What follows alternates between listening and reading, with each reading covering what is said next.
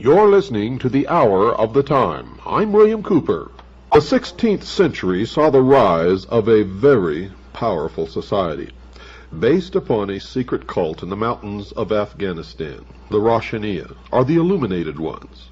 References to the existence of this mystical fraternity exist from the time of the House of Wisdom at Cairo several hundred years before. In fact, the Roshaniya are just a later emergence of the old cult of the Assassins. It seems likely that small branches were founded in various parts of the Near and Middle East, which would account for the special usage of the names of the 8 degrees of initiation among them.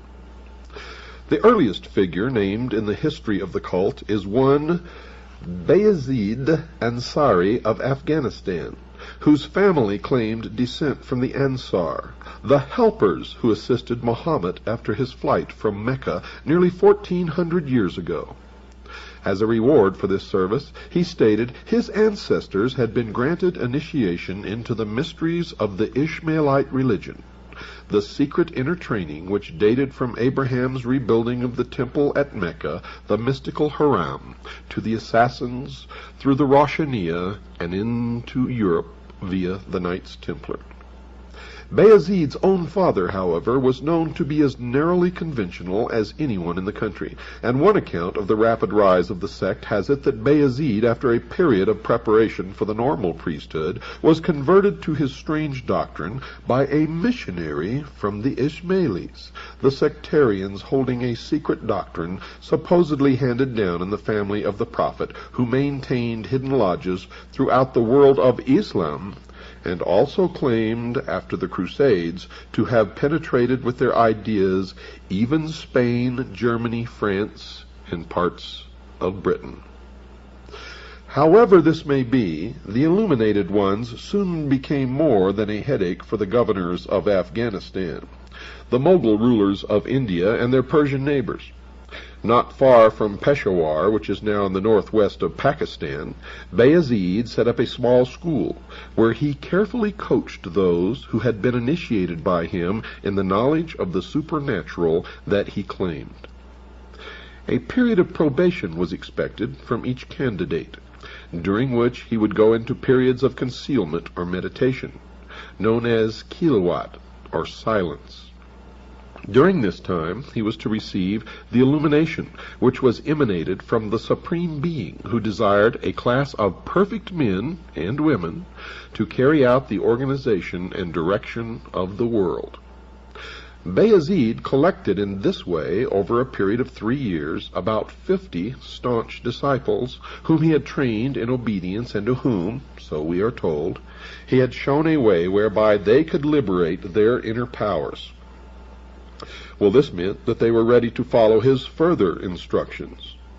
These orders, according to what his opponents say, were that the whole sect would now become bandits, to prey upon the rest of the world, and all those who could not identify themselves by their secret sign were their legal and lawful prey. Little information is available from the other side, but 3 letters said to have been written from one branch to another contain in outline a plan to reshape the entire social system of the world, first taking control of individual countries one by one. And where have we heard that before? We've heard it from every one of the histories of all of these different sects of Mystery Babylon, which on the outward appearance seem to be different from each other. But on the esoteric level, are one and the same religion, with one and the same plan, with one and the same goal, all working toward that end. And the end always justifies the means. Now something does survive of the degrees of initiation. The first was Salik, or seeker, followed by Murid, disciple, Fakir, humble devotee, Arif, enlightened one, Khwaja, master, Emir, commander, Imam, priest, and Malik, chief or king. This succession does not follow the usual pattern of promotion in the Muslim mystical secret societies, the tariqas, and seems to have been specially devised for this one. In the first 3 degrees, the candidate perfected himself by repetitions of certain phrases which were believed to carry power. Examples are these: Rabba, Afrina'a, Heya, Hafida, Khawaya. Of these words, all Arabic or Persian. The first stands for the concept of lordship, the second for creation, the third for life, the fourth for protection, and the last for absolute power. If they were repeated with deep meditation upon various forms of their manifestations in human life, it was believed the appropriate power would come into the devotee. Now, no special deity was worshipped, but it was believed that there was a supreme overall power, which was known by the sum of its individual powers, lordship, protection, and so on, a type of pantheism which works its way into the modern mystical societies of today. And that when one had meditated upon them all, and they had become the property of the invocant, he would thenceforward be a man of complete power. Now, folks, this kind of idea underlies a good deal of religious and magical thinking in many faiths, though it is seldom put in as concise a manner. The enlightened one of the 4th degree was he who could attain, during the rituals, complete identification with this overall power, and was guided by it in all that he did. It was said that he could communicate directly with the unknown or hidden supervisors. Now this meant that, apart from the guidance of the chief, he was free to suit his own pleasure in life. No theological or social bonds limited him. It is at this stage, said the illuminated, that the Arif could perform acts of wonder and magic, influence the physical world, and know the secrets of others. He attained this degree through the acceptance of him by the master, to whom he had confided his dreams and mystical ecstasies. The master alone really knew whether these were true or false experiences, and promoted him accordingly. Some people proceeded to the higher degrees without going through all the lower ones, because they were helped by the spirits of former illuminates who had died. The master, emir, imam, and malik degrees were reserved for the very highest men and women initiates. After the 5th degree, the segregation of the sexes in rituals was no longer practiced. Anyone of the degree of imam and higher could start his own lodge and make his own disciples. Bayezid decided to move his headquarters into the most inaccessible mountains of Afghanistan, where he set up a large and luxurious castle, and from which he directed his military and bandit operations designed to overcome the rest of the East. His missionaries were sent far and wide, but received little official support. The cult did, however, spread among merchants and soldiers who thought that this gateway to mystical experiences was something to enter. They contributed lavishly to the chief's upkeep and his most expensive military, political, and espionage system. The heady wine of this success seems to have affected the prudence of the head illuminate more strongly than it should, for his claims became more and more extreme in public, as most usually do. There was, he now preached, no afterlife of the kind currently believed in. no reward or punishment, only a spirit state which was completely different from earthly life. The spirits, if they belonged to the order, could continue to enjoy themselves and be earthly powers, acting through living members, but that was all. The preaching of this spiritual vampirism seemed to delight his followers as much as it infuriated his enemies, because Bayezid now gave out more and more of the new doctrine based upon his no afterlife creed. Eat, drink, be merry, gain power, look after yourself. You have no allegiance except to the order, he told them, and all humanity which cannot identify itself by our secret sign is our lawful prey. The secret signal was to pass a hand over the forehead, palm inwards, the countersign to hold the ear with the fingers and support the elbow in the cupped other hand. And you can see that sign be exchanged even today in the courts of law all over the United States of America between lawyers and judges, defendants and judges, prosecutors and judges, prosecutors and defending lawyers, etc., etc., etc. Bayezid took to himself the style of Pir Roshan, or Sage of Illumination, and founded a city at Hashnagar, which was to be the center from which Illuminism was to spread all over the world. Now, each member of his following was given a new name upon entry. Does that sound familiar? And this name depended upon the guild to which he, in theory, belonged. According to Bayezid, all humanity was divided into professions. His were lamp makers. Some members were the makers, others sold lamps. Some were known as this kind of lamp, some another. Lamp of the darkness was a typical example. Among the other guilds noted are those of the builders.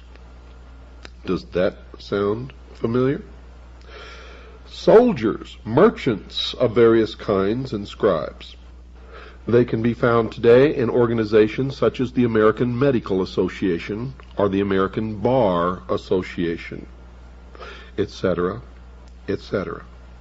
Writing in the 19th century, an Afghan scholar who was by no means fond of the society of the Roshaniya claimed that they were, in fact, an organization devoted to fighting against the tyranny of the Moguls, and that the banditry and strange doctrines attributed to them were untrue, allegations by interested parties. He based this upon 2 manuscript copies of the objectives of the order, which seem to have stated that it was dedicated to influencing people of importance throughout the East and West towards greater justice and self-training into the immense capacities of the human mind, whereby wonders can be caused, and through which the harmony of the world will be established.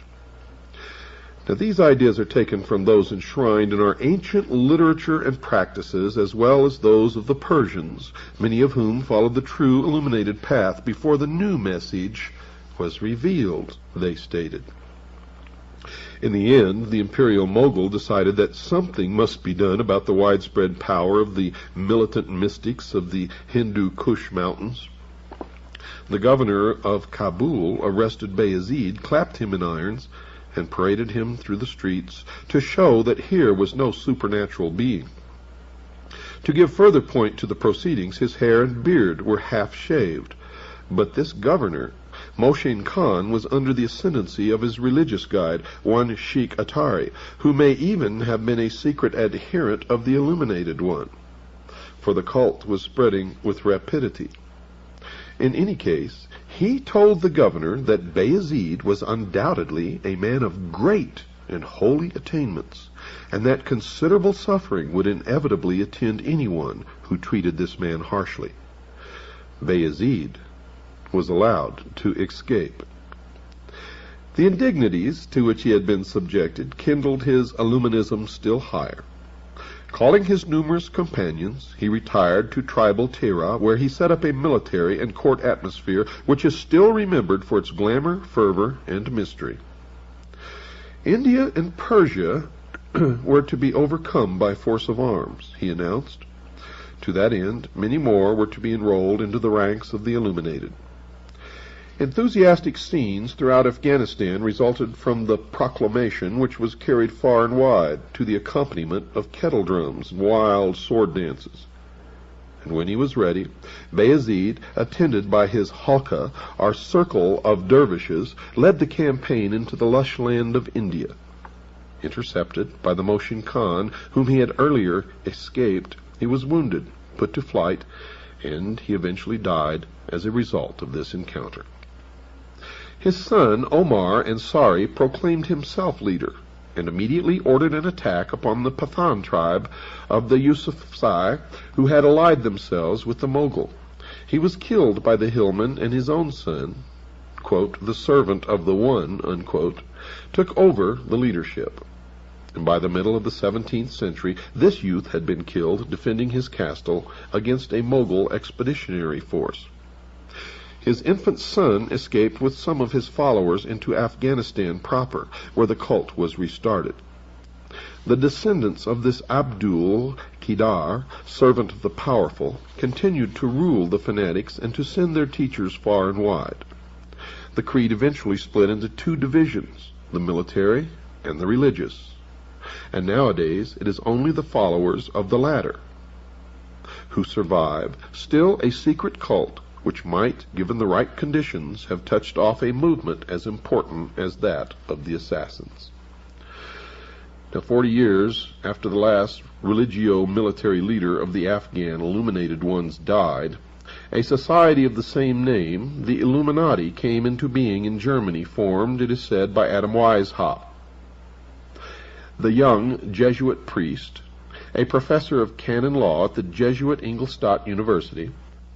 Coincidences of date and beliefs connect these Bavarian Illuminati with the Afghan ones, and also with the other cults which called themselves illuminated.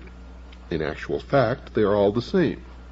The beginning of the 17th century saw the foundation of the illuminated ones of Spain, the Alumbrados, condemned in an edict of the Grand Inquisition in 1623, out of which the condemned Ignatius Loyola emerged as a man immune to prosecution, arrest, or accusation from any king, prince, or prelate, as the head of one of the most powerful secret societies ever organized, the Society of Jesus, now known as the Jesuits.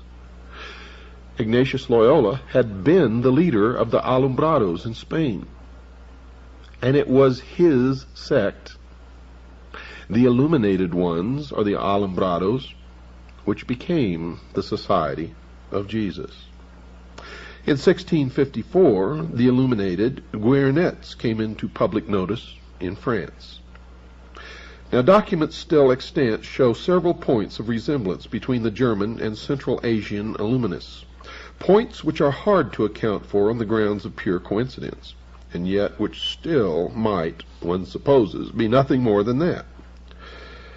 The Prophet Muhammad, for example, is claimed as an initiate by the Western Illuminati. Their calendar is the very same which survived in current usage in the former Iranian territories among the Afghans of the time. New Year's Day with them was the same day as the Persian and Afghan Newroz festival. Further, the degrees of initiation, although seemingly artificial ones coupled with some of the degrees of Freemasonry, were also 8. And there are parallels in the naming of the individual degrees. Like the Roshaniya, the Illuminati stated that they had the objective of gaining important converts for the purpose of improving the state of the world. A comparison of the degrees shows the similarity. In the Roshaniya, the seeker, and in the Illuminati, the apprentice. In the Roshaniya, the disciple; in the Illuminati, the fellow craft. In the Roshaniya, the devotee; in the Illuminati, the master. In the Roshaniya, the enlightened one; in the Illuminati, the Illuminatus major. In the Roshaniya, the master; in the Illuminati, the Illuminatus dirigens.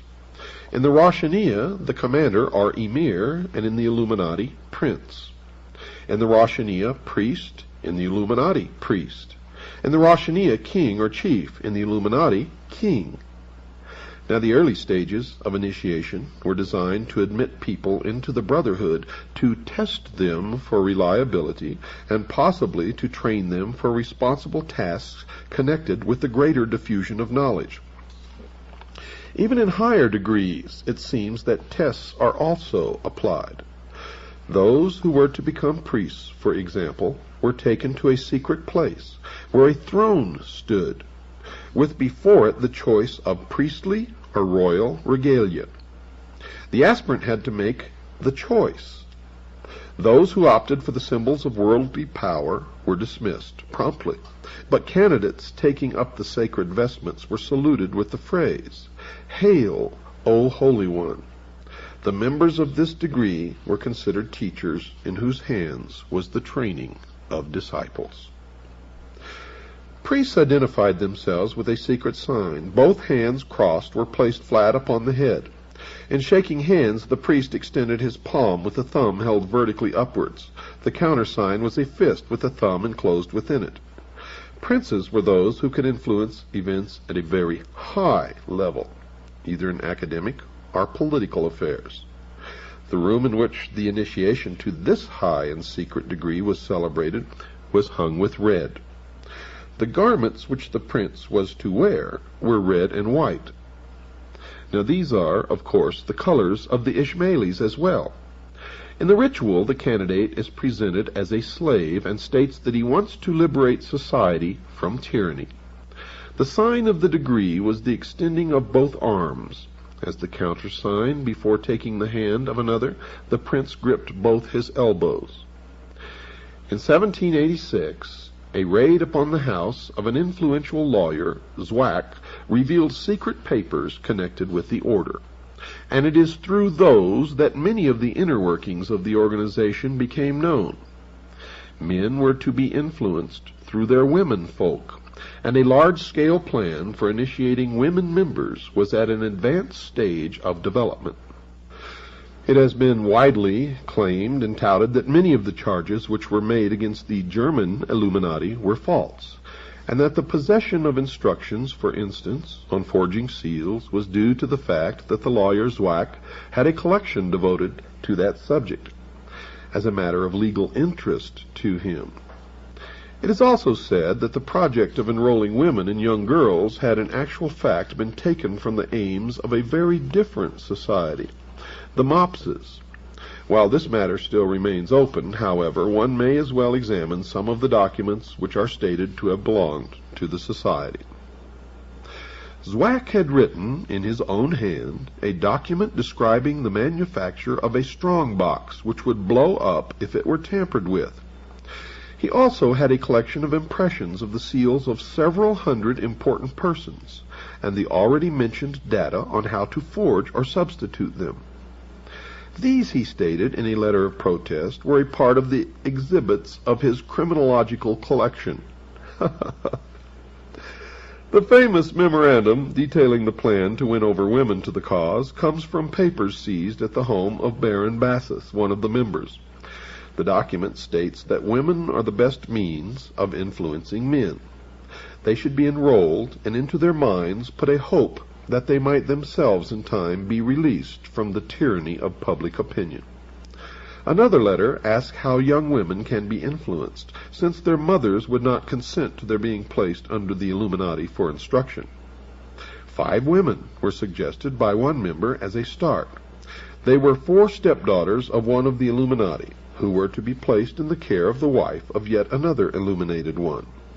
They, in their turn, would enlarge the society through their friends. It was further mentioned that women are not considered to be really suitable for such an undertaking, because they are, quote, fickle and impatient, unquote. But the order was most sorely hit by the fact that something quite discreditable to the character of the founder was discovered, and it was thought that he might be trying to use the organization for personal reasons.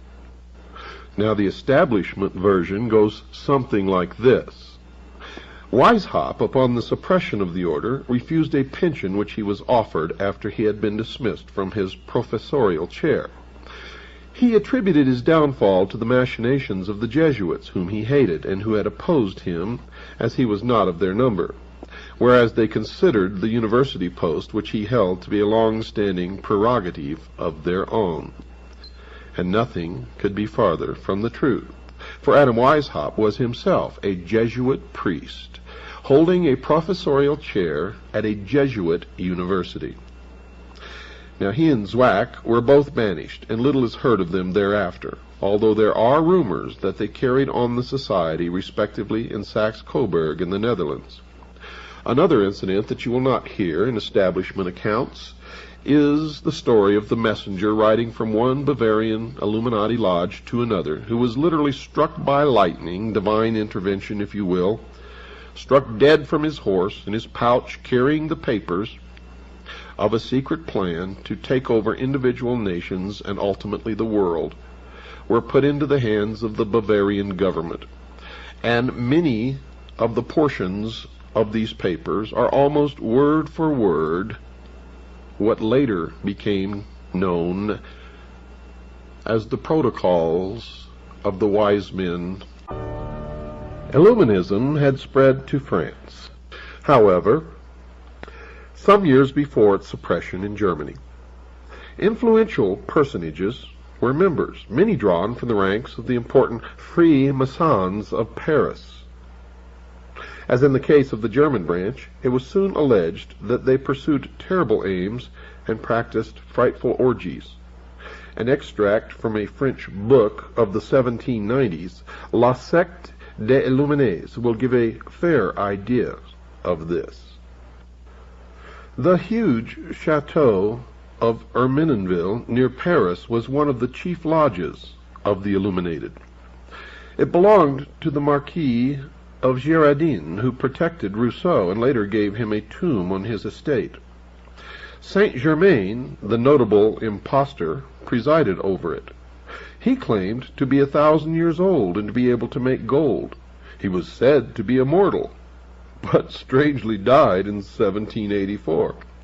And even today, some Looney Tune wackos claim that they converse with Saint Germain, who's still alive, walking around in a modern-day suit and tie. Well, on the day of his initiation at the chateau of Ermenonville, the candidate was conducted through a long, dark passage into an immense hall draped with black. There were faint lamps set around the room. There were men dressed as corpses in shrouds. There was an altar of human skeletons which stood in the center of a large hall, and in the darkness, in the flickering low lamplight, the priest conducting the initiation resembled ghostly forms moving through the hall, and everywhere there was the stench of some terrible odor. Two men dressed as specters always appeared and tied a pink band or ribbon which was smeared with blood around the forehead of the candidate. Upon this was an image of the Lady of Loretto. Does this sound familiar, ladies and gentlemen? A crucifix was placed in his hand, and an amulet hung around his neck.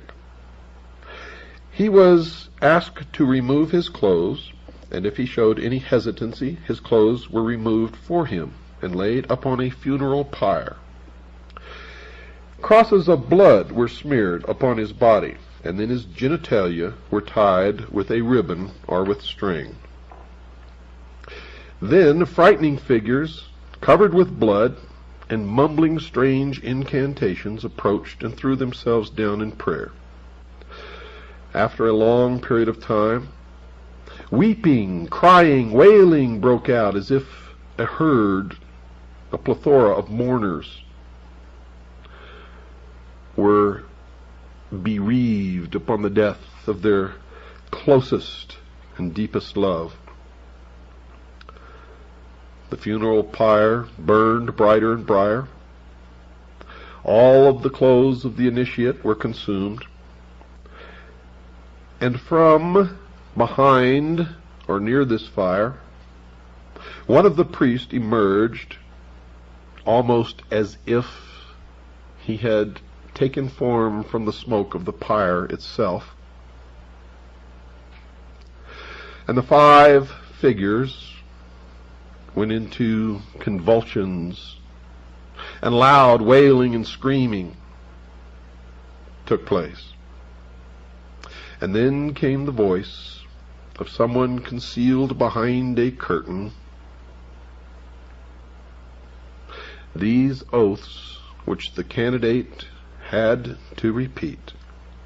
Quote, "In the name of the crucified one, I swear to sever all bonds which unite me with mother, brothers, sisters, wife, relatives, friends, mistress, kings, superiors, benefactors, or any other man to whom I have promised faith, service, or obedience." Quote, "I name the place in which I was born. Henceforth I live in another dimension, which I will not reach until I have renounced the evil globe which has been cursed by heaven. From now onwards I shall reveal to my new chief all that I have heard or found out, and I shall also seek out and observe things which might otherwise have escaped me. I honor the aqua tofana. It is a quick and essential medium of removing from the earth, through death or robbing them of their wits, of those who oppose truth, and those who try to take it from our hands. I shall avoid Spain, Naples, and all other accursed lands, and I shall avoid the temptation to betray what I have now heard. Lightning will not strike as rapidly as the dagger, which will reach me wherever I may be, should I betray my initiation." Unquote. Then a 7-branched candelabrum bearing 7 black candles was placed before the candidate, and a large bowl containing human blood. The candidate washed himself in the blood and drank a quantity of it. The string around his genitalia was removed, and then he was carried to a bath to undergo complete ablution. After this, he was given a meal composed of root vegetables. Now, folks, while it is possible that such ceremonies as this have actually taken place, and we know that they have, because it is the exact ceremony that George Bush underwent in the crypt, or what is known as the tomb, the skull and bones, at Yale University. But it will be recalled that such items as human blood are generally not of the genuine variety in any society other than those reputed to be dedicated to criminal or perverted ends. Well, I have this to say: no one knows but those who actually take part in the ceremony, whether it's chicken blood or human blood or pig blood or cow's blood. And as with the initiations of other societies, there is no doubt that the candidate may have been made to believe that he was actually going through an initiation which involved horrible things of this nature, such as human blood. Initiation into the ancient mysteries was often accompanied by the exposure of the candidate to fear and other emotions in order to make him receptive to the oath or message which was to be made manifest. It has been said, folks, that the European version of the Order of the Illuminati contributed in no small measure to the development of revolutionary doctrines which eventually culminated in the Russian and other communist machines. And in fact, for those of serious study who have perused the depths of the available material, as I and others have no doubt whatsoever that communism, international socialism, is the direct product of the mystery schools of the Illuminati, as was the formation of this nation, which was guaranteed to lead us in to what is known as the New World Order, Novus Ordo Seclorum, the formation of a one-world totalitarian state ruled by benevolent despotism, is the way that they put it. And there is little doubt that the order was dedicated to the overcoming of princely power as it was then known, and to the diffusion of anti-religious ideas. And this can best be seen by examining the development of the teaching of the member as he progressed from one degree of initiation into the next. Now, folks, many young enthusiasts with a taste for mystery and a desire to fight oppression in any form were drawn through a deliberate plan from the ranks of all of the colleges and universities and from all of the other supposedly benevolent fraternal organizations. After an oath of obedience and silence had been extracted from the candidate, he was then handed over to a director or teacher, or, if you will, hierophant, to be taught that the order was one of discipline and effort, and that the final objectives were to do good through leaving aside all preconceived notions, and upon the basis of free thought, to lead mankind to salvation. But salvation granted by who? And salvation from what? That is the question that intelligent men should be asking. However, it's been my experience that most men and most women don't ask any questions whatsoever, or very few anyway. Those who managed to show that they were likely to accept the next stage in teaching were advanced to the rank in which he was made to swear that he would work under the orders of his masters without doubt or question. He would not use his critical faculties in any way, in any matter connected with such instructions.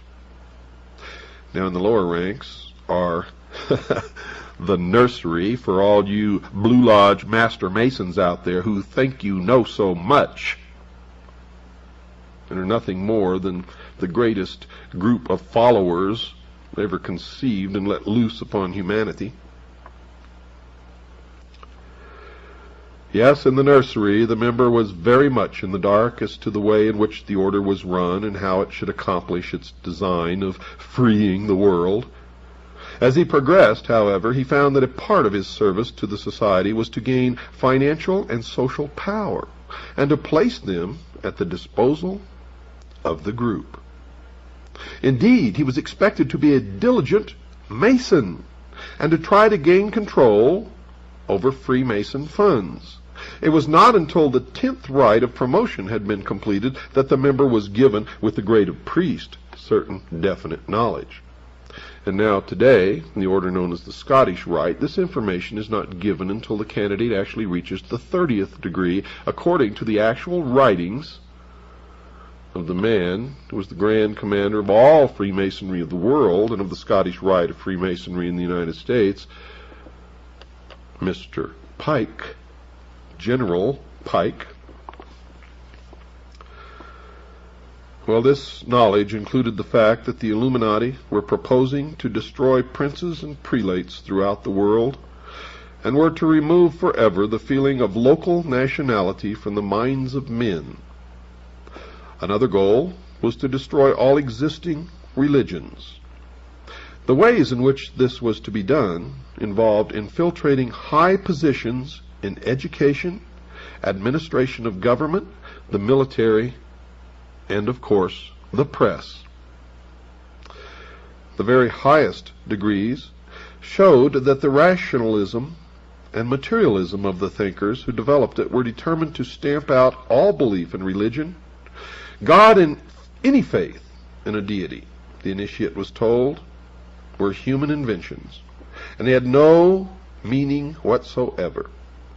Now, this was developed further, and the member who arrived at the highest position in the order, or that designated as Rex or King, learned that he was now the same as any king, on the same level, with the same rights and the same divine right of rule, and that all men were capable of equal advancement. But all men were not equal. Hence the need for kings over man was an illusion perpetrated by those in power, and this perpetration was to be broken at all costs. And the highest, or the man who sat at the head of the council of hidden supervisors, made up of 9 members, was designated as Rex Mundi, or literally translated, King of the World. In their machinations to overthrow, topple the kings and queens of all of the countries of the world from their thrones, they established the United States of America in the English colonies in the New World, and its ultimate goal, its secret destiny, was to be the catalyst to bring into the world what they called the Great Society, or the New World Order. And it certainly worked, dear listeners. As you can look back through history, the granting of the common man of liberty, fraternity, equality, freedom that he had never tasted or known before in history lit the spark that then ignited the French Revolution, of course, with the leadership and the manipulation of the people of the Illuminati, the lodges of Freemasonry, the Ancient Order of the Rose and Cross, and others. At the highest level, are all the same, with the same goals. And this spark of revolution spread throughout the world. And until we all grow up and learn how to stop this, it will continue. As the secret societies propel us, manipulate us, deceive us, lie, operating in secret, infiltrating everything decent and good that man has ever built, destroying it from within, bringing closer and closer their goal of what they believe to be a utopia on earth, a one-world, totalitarian, socialist order. They hope to create the world where they will rule, as being the ones who possess the only truly mature minds. They will establish a council of advisors to a world charismatic political and religious leader who will be the outward rule, but he will really take his orders from this benevolent despotism, this council of learned elders, and everyone on the face of this earth will be under total control for every 24-hour period of their lives. There will be one world religion catering to the needs of man, not man obeying the laws of any god. The general rule will be, as has been touted many, many times by these people, do as thou wilt shall be the whole of the law. And even murder will be considered to be a learning experience, provided that the perpetrator actually learns something. People who exhibit violent tendencies as a matter of normal behavior on their part will simply be eliminated. Ladies and gentlemen, I hope this is beginning to come together and make sense to you. If it doesn't, as yet, we have a long, long way to go, as you have probably already begun to understand.